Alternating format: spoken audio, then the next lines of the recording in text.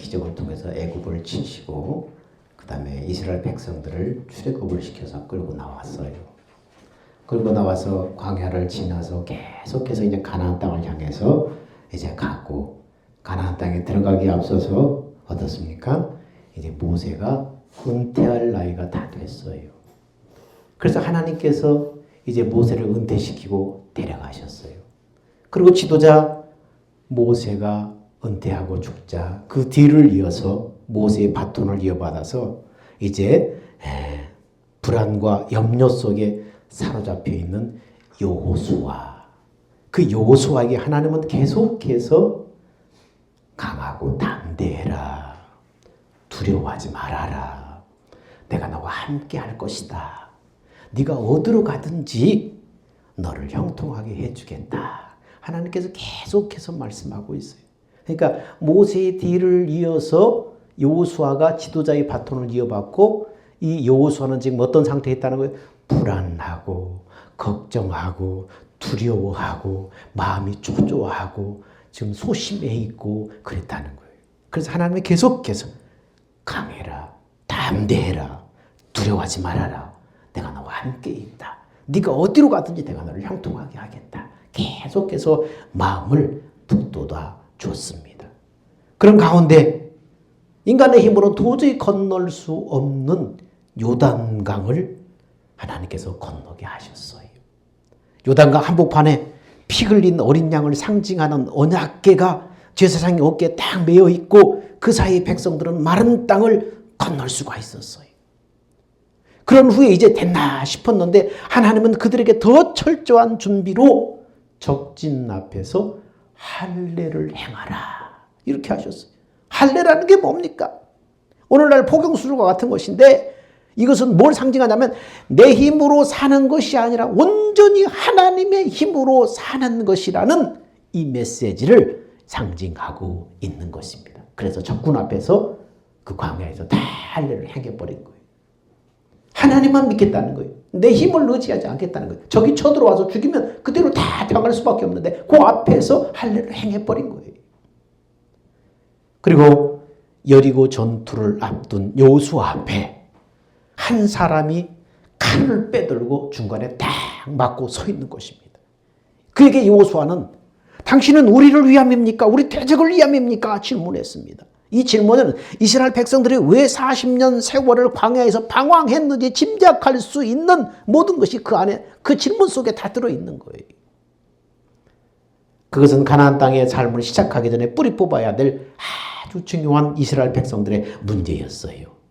우리를 위함입니까? 우리 대적을 위한 것입니까? 그 말 속에는 무슨 말이 있습니까? 이스라엘 백성들은 하나님의 백성이라는 타이틀을 갖고 있었지만 언제나 생의 주도권은 자기들이 붙잡고 하나님은 그저 필요할 때만 도와주는 존재, 그런 존재로 여기고 살아왔기 때문입니다.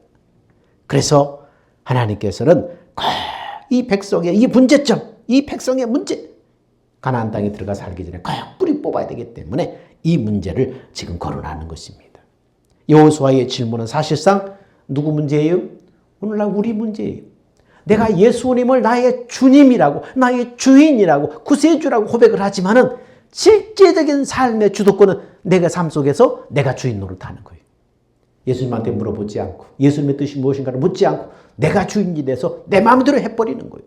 이게 가나안의 삶을 살기 위해서는 반드시 뿌리 뽑아져야 될 문제점인 것입니다. 여호수아의 질문에 여호와의 군대 장관이 대답합니다. 너를 위해서 온 것도 아니고 너 대적을 위해서 온 것도 아니고 나는 여호와의 군대 대장으로 여기 왔다. 이렇게 말합니다. 우리는 여기서 여호와의 군대 대장의 정체가 무엇인가를 우리 지난 시간에 살펴봤습니다.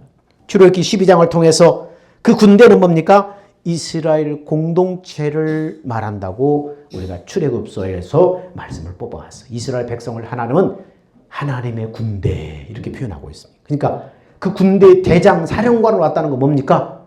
다 누구 말을 들어야 된다는 거예요. 바로 군대 대장이신 그 하나님, 그 하나님의 명령에 따라서 움직여야 된다는 거예요. 네가 대장 노릇하려고 네가 작전 짜지 말고 군대 대장으로 사령관으로 왔다. 그렇게 말씀을 하셨습니다.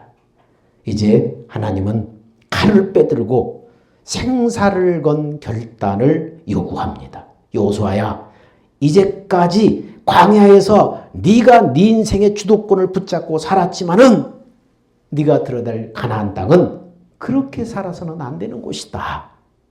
내가 이스라엘 공동체의 사령관, 군대의 대장으로 왔다. 그러자 여호수아는 즉각 그 말의 의미를 눈치를 채고 딱 엎드려서 주여, 종에게 무슨 말씀을 하시려나이까? 즉각 그 군대 대장의 밑으로 딱 승복을 합니다. 종이라고 자신을 부르면서 그 대장 밑으로 딱 들어가는 거예요. 자신은 곧바로 종으로 낮춘 거예요. 그러자 하나님은 그에게 뭘 명하세요? 네 발에 신을 벗어라. 하나님을 군대 대장으로 네가 여긴다면, 네 자신을 종으로 여긴다면 뭐라는 거예요? 네 발에 신을 벗어라. 이것은 뭘 상징한다고 그랬어요? 신발을 벗는다는 것은 내 권리를 다 내려놓는 걸 말해요. 내 권리를 내려놓는 거. 종이라며요. 진짜 네가 종이 되었는지 않는지는 네 권리를 하나님 앞에 진짜 내려놓느냐, 여기에 달려있는 거예요. 그래서 네 발에 신을 벗어라. 여기까지 이것을 다시 살펴보는 이유가 있습니다. 예수를 믿는다는 것은 내가 무언가 필요할 때만 하나님을 불러서 이용하는 것이 아니라 내 모든 권리와 책임을 다 내려놓고 그분을 내 인생의 주인으로 모시고 그분 밑으로 들어가는 거예요. 그분께 속하는 거예요. 이것이 진짜 예수 믿는 삶이라는 것을 여러분 꼭 기억해야 하는 것입니다. 주님, 주님, 주님이라는 단어는 여러분 그냥 입버릇처럼 나오는 단어가 아니에요. 주님이란 단어는 뭡니까? 주인 주자예요. 나의 주인, 인생의 주인, 내 영혼의 주인, 나를 책임질 주인. 그 주님이란 뜻이에요. 그래서 예수 믿는 것은 그분의 종으로, 그분의 자녀로 동시에 부르는 거예요. 자녀지만 동시에 하나님의 나라를 위해서 뭘로 부르는 거예요? 또 종으로 부르시는 거예요. 첫 번째는 자녀로 불렀지만 두 번째는 어떻게? 종으로 부르시는 거예요. 자녀가 되었으면 이제 자녀로서 네가 할 일이 있다는 거예요. 그래서 종으로 다시 부르시는 것입니다. 자, 드디어 난공불락의 요새 여리고성 앞에 다 수행하려면 온라인 상태여야 해요. 여기 이게 세상에 있나 보다. 유튜브가 연결돼가지고 뭐가 나왔나 보다. 비행 모드로 안 했나 봐요, 우리 혜지가. 드디어 이제 난공불락의 요새 그 견고한 성 여리고성 앞에 이 백성들이 이제 딱 섰어요. 고고학자들의 연구에 하면 여리고성의 높이는 8m 정도 된다고 그래요. 그리고 넓이가 무려 6.8m 정도 된다고 그래요. 거의 한 3차선 정도의 그 두께. 그러니까 그 당시에 포로 쏴도 무너지지 않을 정도로 견고한 그러한 성이라는 거예요. 여러분, 그리고 여리고성은 높은 구름지대에서 사실상 인간의 힘으로 무너뜨리기 불가능한 그러한 요새 성이었던 것입니다. 그런데 오늘 본문 1절에 이렇게 말씀하고 있습니다. 이스라엘 자손들로 말미암아 여리고는 굳게 닫혔고 출입하는 자가 없더라 하면서 이렇게 시작하고 있습니다. 세계 전쟁사에 보면 수많은 전쟁의 명장들이 있는데 그런데 그 명장의 명성에 오르게 된 전략의 출처와 근거를 살펴보면은 뜻밖에도 여러분 여호수아 6장에서 11장 속에 있는 그 전쟁의 원리를 실제 적용한 경우가 많다는 거예요. 세계 전쟁사의 명장들, 그 명장이 되는 그 근거, 출처가 뭐냐고요? 성경 속의 여호수아 6장의 11장 속에 있는 전쟁의 원리를 적용한 경우가 많다는 거예요. 그 중에 나폴레옹도 대표적인 경우입니다. 그리고 근대 전쟁사의 에드먼드 앨런비라고 하는 영국의 유명한 사령관은 자기 이름을 붙인 앨런비 전략을 가지고 가는 곳마다 승리를 했는데 그 전략의 출처가 바로 뭐예요? 여호수아 6장에서 11장에 거기에 고속에서 전략의 그 출처를 거기서 만들었다는 것입니다. 이렇게 세계 전쟁사의 화제가 될 만큼 무너뜨리기 힘든 성, 그럼에도 불구하고 가나안 땅에 들어가기 위해서는 반드시 무너뜨려야 되는 성, 그게 바로 여리고성이었습니다. 여러분, 우리 인생에도 여리고성과 같은 문제가 있을 수 있어요. 도저히 내 상식으로, 내 판단으로는 죽었다 깨어나도 해결할 수 없는 문제. 그게 뭐예요? 우리 앞에 놓여있는 이 죽었다 깨어나도 해결할 수 없는 문제. 그게 바로 우리 앞에 버티고 있는 여리고성이에요. 그런데 하나님은 어떻게 해요? 그 문제 앞에 하나님은 우리를 세우시고 어떻게 하겠다는 거예요? 직접 칼을 빼들고 우리의 대장으로 오셨어요. 내가 싸워주겠다는 거예요. 내가 해결하겠다는 거예요. 근데 하나님께서 우리에게 전략으로 내놓으신 것이 뭡니까? 2절 말씀 봅시다. 여호와께서 여호수아 6장 2절 여호와께서 여호수아에게 이르시되 보라 내가 여리고와 그 왕과 용사들을 네 손에 넘겨 주었으니. 여러분, 전쟁이 지금 벌어진 후예요? 벌어지기 전이에요? 전쟁이 벌어지기 전이에요. 근데 말씀은 뭐라고 그래요? 앞으로 일어날 일에 대해서 완료형으로 지금 쓰고 있어요. 무슨 말이에요? 하나님이 약속했으니까 반드시 그렇게 된다는 거예요. 하나님이 주겠다고 했으니까 반드시 승리를 나한테 주겠다는 거예요. 그래서 싸우기도 전에 뭐라고 해요? 네 손에 이미 넘겨줬다. 완료형으로 쓰고 있는 것입니다. 여러분, 그렇게 될 수밖에 없는 이유가 뭔가, 근거가 뭔가? 자, 보면은 하나님은 그렇게 말씀하시고 뭐라고 하냐면 군인이 아니라 제사장 7명을 뽑아오라고 명했어요. 군인, 전쟁하게서 지금 용감한 군인을 뽑으라는 것이 아니라 제사장 7명을 뽑아와라. 제사장 7명의 선발대에서 다가왔어요. 그럼 어떻게 해요? 그들을 앞에 세우고 양각 나팔을 불게 하라. 빰빠밤 양각 뿔나팔을 불게 하라. 그리고 그 나팔 부대 뒤에는 누구를 배치하느냐?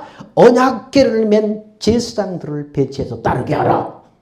그리고 그 제사장들 언약궤 뒤에는 누구예요? 하나님의 군대라고 칭하는 백성들이 따르게 하라. 여러분, 이것은 전쟁을 준비하는 배치가 아니에요. 누가 봐도 이건 전쟁을 하는 배치가 아니에요. 구조가 아니에요. 여러분, 전쟁은 어떻게 해요? 제일 먼저 가장 용감한 군인들이 돌격대를 딱 준비하고 있잖아요. 그 뒤에 막 포를 준비하잖아요. 용감한 사람들이 제일 앞장서 막 하잖아요. 근데 지금 이 구조는 뭐예요? 전쟁하는 구조가 아니에요. 무슨 나팔수가 앞에서 나팔을 불고 그 뒤에 제사장들이 언약궤를 메고 뒤에 따라가고 그 뒤에 백성들이 뒤따라가고, 이건 전쟁하는 구조가 아니에요. 제일 앞에 7 제사장으로 구성된 나팔수. 민수기에 보면은 나팔을 불 때 2가지 단어를 이스라엘 백성들이 쓰는데 하나는 하초치라고 하는 그런 단어를 씁니다. 나팔을 분다고 할 때 보편적으로 쓰는 단어인데 이 나팔은 뭡니까? 이렇게 나팔을 불 때는 전쟁하자, 전쟁을 개시하라, 이 말이에요. 이 전쟁을 하자고 선포하는 게 나팔을 빰빰빰, 이 하초치라고 하는 단어를 써서 이 나팔을 분다고 할 때 이 단어를 써서 나팔을 불게 되면은 전쟁을 하자는 거예요. 전쟁 개시하라는 거예요. 그런데 이 단어 외에 소파르라고 하는 단어를 쓸 때가 있는데 이 단어는 어떨 때 쓰냐면 이 땅에 평화가 임했다 선언할 때 쓰는 단어예요. 이 나팔을 불 때 소파르라고 하는 이러한 소리로 나팔을 불 때 이 땅에 평화가 임했다 선언하는 거예요. 그런데 오늘 본문에 여리고 성이라는 요새 앞에 지금 전쟁을 지금 하기 직전인데 전쟁과 상관없는 소파르라는 단어를 써서 전쟁을 하겠다는 것이 아니라 평화를 선언해버려요. 하나님의 평화가 임했다. 평화를 선언해버리는 것입니다. 전쟁을 앞두고 평화를 선언해버린다. 지금 양군이 배치해 있는 그 앞에서 여기에 중요한 메시지가 있는 것입니다. 나팔부대 뒤에는 언약궤를 맨 제사장들이 서 있습니다. 이런 배치는 전쟁을 위한 배치가 아닙니다. 이것은 어떤 배치냐? 넓은 의미에서 봤을 때 이것은 하나님 앞에 제사를 보여주고 있는 거예요. 오늘날은 하나님 앞에 예배를 보여주고 있는 거예요. 민수기 10장 7절에서 10절에 보니까 이렇게 나와 있습니다. 나팔에 대해서 또 회종을 모을 때 나팔을 불 것이나 소리를 크게 내지 말며 또 나팔은 아론의 자손의 제사장들이 불지니 이 나팔을 군인들이 불게 한 것이 아니라 성전의 제사를 담당하는 아론 자손이 불도록 하라는 거예요. 그러니까 이 구조는 뭡니까? 하나님 앞에 지금 제사하는, 예배하는 그러한 모습인 거예요. 아론의 후손인 제사장들에서 불게 되는 이 나팔은 두 가지가 의미가 있는데, 이 아론의 제사장들이 이 나팔을 불 때는 어떨 때 나팔을 부냐? 희년을 선포할 때 나팔을 불었어요. 희년이라는 게 뭐예요? 온전한 자유와 해방을 의미하는 평화를 선언하는 거예요. 70년 만에 희년이 돌아왔을 때 종들이 다 해방됐잖아요. 빚진 자들이 다 탕감되고 다 고향으로 돌아가고 부모에게 돌아가고 다 가족에게 돌아갔잖아요. 종들이 다 돌아가는 거예요. 땅도 그동안 조당 잡히고 뭐 했던 땅도 원주인에게 다 값없이 다 돌려주는 거예요. 종들도 노비문서가 다 태워지고 그냥 일반인으로 다 돌아가는 거예요. 회복이 되는 거예요. 그 희년을 선포할 때 이 나팔을 불었어요. 온전한 자유와 해방을 의미하는 이 평화를 선언한 나팔이. 그런데 이 평화는 정치적으로 경제적으로 안정된 평화나 물리적인 힘에 의해서 균형에 의한 평화가 아니라 이 땅의 모든 죄가 끊어지고 어둠과 저주가 물러간 상태의 온전한 평화, 이 평화를 말하는 것입니다. 여러분, 예수님이 이 땅에 육신을 입고 오셨을 때 천사들이 어떻게 찬양했어요? 자, 누가복음 2장 14절에 천사들이 예수님 왔을 때 이렇게 찬양했어요. 지극히 높은 곳에서는 하나님께 영광이요, 땅에서는 하나님이 기뻐하신 사람들 중에 평화로다. 아무하나 평화가 아니라 누구예요? 땅에서는 하나님이 기뻐하시는 그 사람들 중에 평화가 임하는 거예요.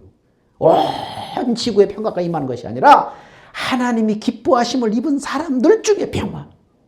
이렇게 말하고 있습니다. 여기서 평화라는 것은 뭡니까? 우리가 생각하는 물질적으로 넉넉하고 정신적으로 안정된 상태의 평화를 말하는 게 아니에요. 여기서 어린 양 대신 예수가 이 땅에 성육신 하셨을 때 임했던 그 평화의 정체는 뭐냐? 근본적인 평화, 본질적인 평화를 말하는 거예요. 우리의 영혼이 모든 죄의 결박으로부터 자유하게 되고 어둠의 권세에 신음하는 백성들에게 자유를 선포하는 온전한 평화. 그래서 예수님이 어둠의 권세에 눌려서 귀신 들려서 벙어리 되고 절들은 절들고 눈 멀고 그런 사람들의 귀신을 쫓아내므로 그들에게 온전한 평화를 이루어 주셨잖아요. 여러분, 이런 평화를 말하는 거예요. 온전한 평화. 하늘에서는 땅에서는 하나님의 기뻐하심을 입은 사람들에게 평화. 이 평화, 예수님이 오셔서 선포하신 평화가 그 평화예요. 여러분, 많은 염려와 근심과 걱정에 매여 사는 사람들이 있습니다. 걱정, 근심, 염려가 떠나지 않고 늘 얼굴빛이 밝지 못하고 근심에 쌓인 사람들.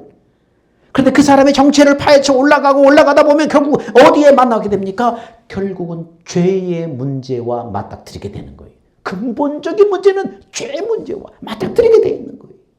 겉으로는 아무리 평화롭게 보여도 어린 양 대신 예수 대속의 죽음으로부터 기인된 평화가 아니면 그건 진짜 평화가 아닌 거예요. 아무리 평화롭게 보여도 십자가 대속의 그 은혜, 거기서부터 임하는 평화가 아니면은 여러분 진짜 평화가 아니라는 거예요. 그래서 이사야서는 이렇게 말해요. 같이 읽어볼까요? 시작. 그가 찔림은 우리의 허물 때문이요, 그가 상함은 우리의 죄악 때문이라. 그가 징계를 받음으로 우리가 평화를 누리고 그가 채찍에 맞음으로 우리는 나음을 입었도다. 예수 그리스도의 십자가 대속으로 예수님이 창에 찔린 뭐 때문에? 우리의 허물 때문에. 예수를 믿음으로 예수님의 그 은혜가 임하면 우리 허물이 사함받는 거예요. 그분이 찢기고 채찍에 맞으시고 피투성이가 되는 건 뭡니까?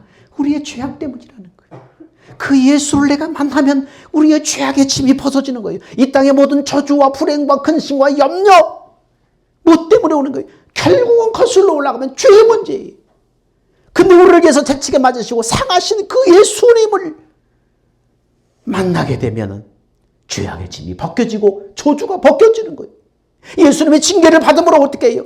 우리 마음속에 평화가 없다면, 근심, 염려, 걱정이 없다면, 그 징계를 받으신 예수를 만나면 우리 마음속에 근본적인 평화가 임하는 거예요. 그가 채찍에 맞음으로 어때요? 우리의 질병 때문에, 우리의 이 고난 때문에, 우리의 질병 때문에 예수님의 채찍을 대신 맞으셨어요. 그 채찍에 맞으신 예수를 내가 맞닥뜨리면 우리의 질병이 벗어지는 거예요. 담을 입는 거예요. 치료함을 벗는 거예요. 이게 뭡니까? 예수 그리스도의 십자가 대속의 죽음으로부터 기인한 평화예요. 허물이 벗어지고 죄악이 벗어지고 저주가 벗어지고 우리 마음속에 근심 걱정이 사라지고 질병으로부터 자유케 되고 이게 뭡니까? 예수 그리스도의 십자가 대속의 죽음으로부터 기인된 평화입니다. 이 평화가 아니면 세상에 보이는 평화는 다 가짜예요. 그 사람 속에 근심과 염려와 불안과 걱정, 저주가 그의 삶 속에 가정 속에 깊이 내재되어 있어요. 왜요? 예수 그리스도에서 기인된 평화가 아니기 때문입니다. 여러분, 내 인생에서 예수 그리스도의 십자가 대속 사건은 어느 날 천둥이 치는 것처럼 맞닥뜨리고 그 생명을 경험한 사람에게는 삶의 원리와 세상을 바라보는 시각이 달라지는 순간이 오게 되는 것입니다. 그 예수가 맞닥뜨리고 그 예수를 만나면 나뭇잎 하나 잎사귀에 이는 바람마저도 다르게 느껴지기 시작해요. 제가 옛날에 정각 때 예수를 만나고 나서 지나가다가 화단을 이렇게 보고 화단에 피어있는 꽃을 보고 하늘을 보니까 하늘이 그렇게 청명할 수가 없어. 와, 하늘 깨끗하고 정말 맑다.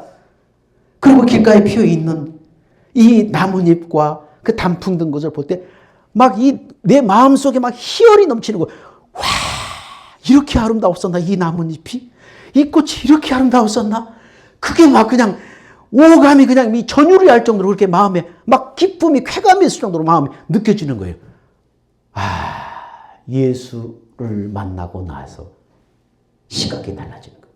사람을 보고 세상을 보고 자연만물을 보는 시각 자체가 달라지는 거예요. 여러분, 그 생명을 예수 그리스도의 십자가 대속의 사건 그것과 맞닥뜨려서 그 예수 그리스도의 그 생명을 경험한 사람, 여기에 진정 뭐가 임하는 거예요? 진정한 평화, 하늘의 평화. 땅에서는 기뻐하심을 입은 사람들 중에 평화로다. 죄악의 짐이 벗겨지고 난 뒤에 찾아오는 그 평화, 저주가 벗겨지고 난 뒤에 찾아오는 그 평화, 그 평화. 그래서 그때 늘 마음속에 흥얼거리고 들은 찬송이 있어요. 나 같은 죄인이 용서함 받아서 주 앞에 옳다함 얻음은 확실히 믿기는 어린 양 예수의 그 피로 속죄함 얻었네. 속죄함 속죄함 주 예수 내 죄를 속겠네. 할렐루야. 참 이렇게 계속 찬양을 흥얼흥얼 부리고 다녔던 그런 기억이 나요. 속죄함 속죄함 주 예수 내 죄를 속겠네. 할렐루야. 속죄함 속죄함. 그 은혜를 생각할 때 내 눈에 눈물이 마를 날이 없어요. 마음속에 감사의 눈물, 육신의 눈에는 눈물, 촉촉한. 여러분, 십자가 사건으로 해서 내 가슴 깊은 곳에 마치 여리고와 같은 죄악의 도성이 무너지는 그날 그 사건이 일어나게 되는 거예요. 그러면 온전한 평화, 완전한 자유가 내 마음속에 임하게 되는 거예요. 이 자유와 평안을 경험한 사람은 그때부터 담대하고 두려움이 없어지게 되는 거예요. 그렇게 소심했는데 우리 동네 친척만 찾아와도 너무나 부끄럽고 소심해서 옆 동네로 도망갈 정도로 그렇게 소심한 사람이었는데 이 예수를 만나고 나서 우리 직장에 상사한테 가가지고 예수 믿으라고, 사모님 집에 계시고 놀고 계시냐고, 가서 내가 찾아가 전도할 거라고. 아니, 평사원이 겁도 없이 그러고 다녔어요. 새벽기도 갔다 오면 갔다가 돌아오는 그 길이 뭡니까? 새벽 4시에 가서 새벽기도하고 돌아오는데 그 발걸음이 막 구름에 둥둥 떠가는 것 같아. 막 그냥 예수를 만나서 십자가 사건의 그 은혜를 경험하고 나면 그렇다는 거예요. 그러므로 여러분 뭡니까? 나팔을 분다는 것은 이런 선언을 하는 거예요. 전쟁을 하겠다는 것이 아니라 어린 양 예수 그리스도의 대속의 죽음을 통해서 이 도성에 드디어 하나님의 통치가 시작된다 선언하는 거예요. 전쟁터의 앞에서 이 나팔을 분다는 것은 뭡니까? 여기에 하나님의 통치가 시작된다. 예수 그리스도의 대속의 십자가 대속의 죽음을 통해서 여기에 비로소 하나님이 다스리기 시작한다. 하나님이 통치하기 시작한다. 하나님이 일하기 시작한다. 하나님의 군대 대장으로 이 문제를 해결하신다. 이런 영적인 전쟁을 예수 그리스도께서 군대 대장으로 친히 홀로 하시겠다고 지금 여호수아 앞에 군대 대장으로 딱 서 있는 것입니다. 우리는 그분의 뒤를 믿음으로 쫓으면 그냥 되는 거예요. 언약궤 뒤에 백성이 따라가는데, 그리고 그 백성에는 오직 한 가지 하나님께서 뭐가 있어요? 침묵하라. 침묵하라. 일체 말하지 말아라. 평화를 선언하고 우리 대장 예수님의 뒤를 따라가는데 너에게 한 가지, 침묵하라. 사람은요, 근본적으로 불평불만이 많은 존재예요. 그 불평불만의 모든 원인은 뭡니까? 불신이에요. 불신. 믿지 못하기 때문에 불평하는 거예요. 그래서 하나님은 여리고성을 앞에 두고 백성들에게 뭘 주겠어요? 침묵하라 명하시는 거예요. 만일 이 명령을 하지 않았다면 어떤 일이 벌어졌을까요? 이스라엘 백성들은 광야 40년 동안 40년 내내 불평불만을 달고 살았던 사람들이에요. 그러니까 이 하나님께서 여리고성을 돌면서 그 말을 하지 않았다면 이 사람들은 돌면서 어떻게 했어요? 계속 불평불만해서 그 행렬은 순식간에 다 무너지고 말았을 거예요. 그 임무도 완수하지 못했을 거예요. 계속 불평하고 불만을, 도대체 왜 이 짓을 하는 거야? 이게 무슨 의미가 있어? 계속 그러다 불평은 어떻게 해요? 전염성이 있어요. 불평하고 불만을 하고 그러면 계속 사는 사람들에게 전염이 돼. 좋은 얘기는 금방금방 안 퍼뜨려지는데 남 험담하고 불평하고 원망하는 것은 금방금방 사람들의 귀에 전염이 돼요. 그래서 전염병에 감염되지 사람의 마음을 싹 점령해버려요. 40년 내내 불평불만을 달고 살았던 사람들, 하나님이 그래서 침묵하라. 평화를 선포하고 하나님이 친히 군대 대장으로, 예수님이 친히 군대 대장으로 이 전쟁을 하시는데 너는 믿음으로 그분의 뒤를 따르면서 침묵하라. 여러분, 그래서 끝까지 순종하면서 침묵으로 성을 돌았던 사람들만 이 비밀을 여러분 깨닫게 됐어요. 나중에 이 비밀을 깨닫게 됐어요. 여러분, 요한복음에 가나안 혼인잔치 사건이 나오지요. 예수님의 공생애를 시작하면서 첫 번째 기적을 베푸신 사건이 요한복음에 나오는 가나 마을의 혼인잔치였어요. 이 혼인잔치에 예수님도 초대를 받았어요. 결혼식은 한 남자와 한 여자가 일생일대의 가장 기쁜 그런 일입니다. 그래서 유대인들은 기쁨의 상징으로 신랑 신부가 빠지더라도 포도주는 빠지면 안 된다 할 정도로 포도주를 굉장히 잔치에 귀한 것으로 했어요. 신랑 신부가 없어도 괜찮은데 포도주는 반드시 있어야 된다. 이게 결혼식이었어요. 그런데 이 잔치에 포도주가 떨어져 버렸어요. 잔치가 망쳐버리고 중단될 위기에 놓여 있습니다. 여러분, 우리 인생은 원래 하나님으로부터 지음받을 때부터 잔치하는 인생이었어요. 하나님과 연락하고 하나님과 교제하고 하나님과 기쁨을 누릴 수 있도록 그렇게 잔치하는 존재로 지어졌어요. 근데 죄가 들어와서 잔치가 끊어진 인생이 되고 말았던 거예요. 절망이 찾아오고 눈물이 흐르기 시작하고 고난이 임하기 시작했어요. 우리 인생의 고통의 바다가 된 이유는 뭡니까? 잔치가 끊어져 버렸기 때문이에요. 하나님과 끊어져 버렸기 때문에 잔치가 끊어져 버린 거예요. 그 끊어진 잔치에 지금 누가 와 계세요? 가나 혼인잔치에, 끊어진 잔치에 누가 왔어요? 예수님이 와 계시는 거예요. 왜 오셨을까요? 끊어진 잔치를 회복시켜주러 오신 거예요. 우리 인생의 끊어진 잔치, 예수님이 회복시키려고 십자가 대속을 통해서 우리 가운데 오신 거예요. 원래 우리 인생은 하나님의 형상으로 지어진 바다, 우리 인생은 하나님과 교제하며 기쁨을 나누며 잔치하는 인생이었는데 죄가 들어와서 이 잔치가 끊어져 버렸다는 거예요. 절망과 눈물이 끊이지 않는 인생이 돼버렸다는 거예요. 이 잔치를 회복시켜주려고 예수님이 지금 십자가 대속을 통해서 우리 안에 오신 거예요. 네 인생 원래 만든 대로 잔치하는 인생 만들어주겠다. 하나님과 교제하며 기쁨을 누리는 잔치하는 인생 만들어주겠다고 예수님이 오신 거예요. 이 가나 혼인잔치에 예수님이 오신 목적이 뭡니까? 잔치가 끊어져 버린 자리에 잔치를 회복시켜 주러 오신 것입니다. 여러분, 예수님이 끊어진 잔치를 회복시키기 위해서 물로 포도주를 만드셨습니다. 여러분, 어머니 요것 때문가 아니라 자신이 무엇 때문에 이 세상에 왔는지를 상징하기 위해서 물로 포도주를 만드셔서 잔치를 회복시켜 주었어요. 중단되었던 잔치가 회복됐습니다. 여러분, 이 사건에서 우리가 놓치지 말아야 될 것이 있는데, 이 기적의 비밀은 누구만 알았더라고 기록되어 있어요? 물도온 하인만 알았더라. 물도온 하인만 알았더라. 이 사람들이 누구예요? 침묵하고 순종하는 사람들이었어요. 그저 불평하지 않고 말도 안 되는 걸 하나님이 요구하시도 묵묵히 침묵하며 순종했던 사람들이라는 거예요. 하인들이 포도주를 떠서 잔치에 내어갔습니까? 아니에요. 포도주를 떠서 내가는 거 누구는 못해요? 그냥 예수님의 말씀에 순종해서 아직 포도주가 되지 않는 그 물을 떠다가 준 거예요.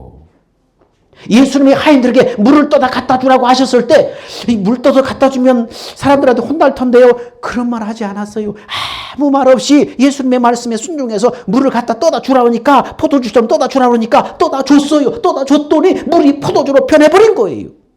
이것이 바로 신앙입니다. 우리가 따라야 될 삶의 원리예요. 이 잔치는 주님이 우리를 위해서 죽으심으로 회복하는 잔치인 거예요.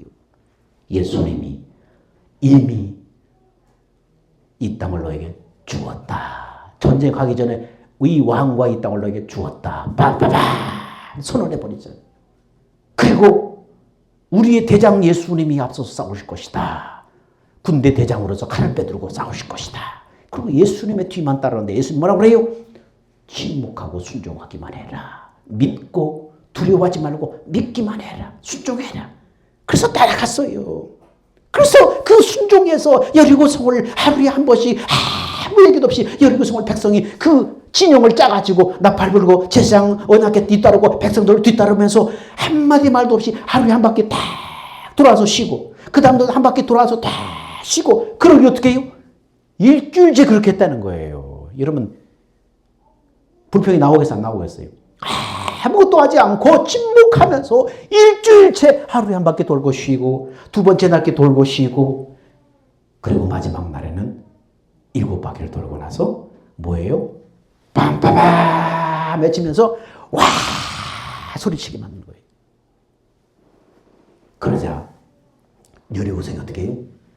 그 견고한 여리성이 3차선 정도 되는 그 두께의 8m 되는 높이의 여리고성이 포로 쏴도 넘어지는 않는 여리고성이 와르르 무너져 버린 거예요. 그 성이 그 성 주변에 있는 이스라엘 백성들 다치면 어떻게 해요? 그래서 성이 어떻게 무너졌어요? 밖에서 안으로 무너졌다고 기록이 되어 있어요. 얼마나 하나님이 세심하게 배려했는지. 성이 무너지는데 그냥 와장창 이렇게 무너진 게 아니고 밖에서 안쪽으로 와르르 무너져 버렸다는 거예요. 여러분 전쟁 성을 하루에 한 바퀴씩 돌라고 명령하셨을 때 전쟁을 앞둔 병사들의 입장에서는 말도 안 되는 얘기일 수 있습니다. 근데 침묵하며 끝까지 순종했습니다. 그러자 어떻습니까? 물이 변하여 포도주가 되듯이 역사가 일어나 버리는 거예요. 마침내 그들은 여리고 요새가 무너지는 기적을 두 눈으로 보게 된 거예요. 그래서 성경에 이것을 기록하게 된 거예요. 하나님은 전쟁이 없어서 양강나팔을 불게 하시고 소파르 진정한 평화를 선언하셨습니다. 하나님의 독생자 십자가 대속의 제물을 삼으시면서까지 우리에게 약속하신 평안입니다. 이 평안 너에게 주겠다. 이미 주었다. 평안을 약속하셨습니다. 그러므로 예수님의 대속의 죽음을 근거로 어떤 삶의 문제 앞에서도 우리는 담대하게 말하여 선언해야 됩니다. 그의 찔림을 위해 허물을 지나며 그의 상함한 우리의 죄악을 지나며 그가 징계를 받음으로 우리가 나음을 입었고 그가 채찍에 맞음으로 우리가 평안을 누렸다. 왔다.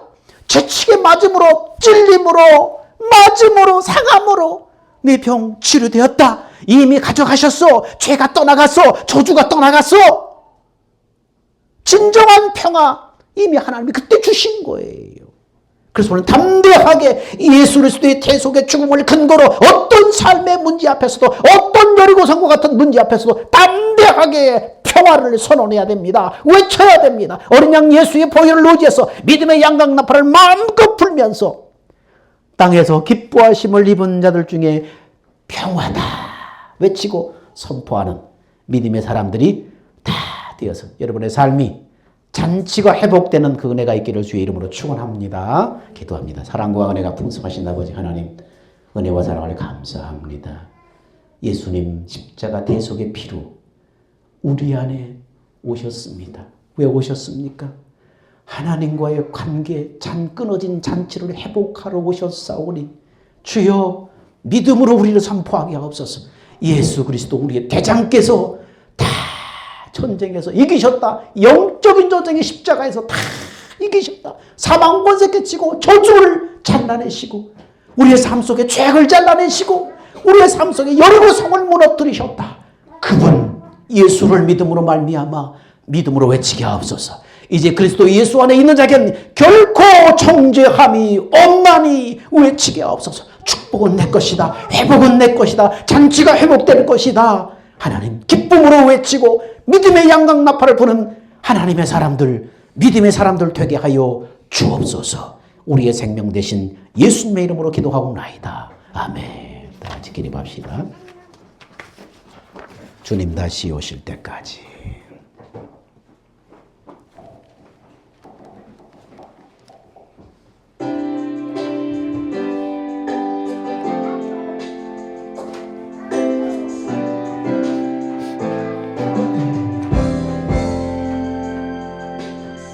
주님 다시 오실 때까지 나는 이 길을 가리라. 좁은 문 좁은 길 나의 십자가 지고 나의 가는 이 길 끝에서 나는 주님을 보리라. 영광의 내 주님 나를 맞아주시리. 주님 다시 오실 때까지 나는 일어나 달려가리라. 주의 영광 온 땅 덮을 때 나는 일어나 노래하리. 내 사모하는 전에 온 세상 구주시로 내 사모하는 전에 영광의 왕이시라.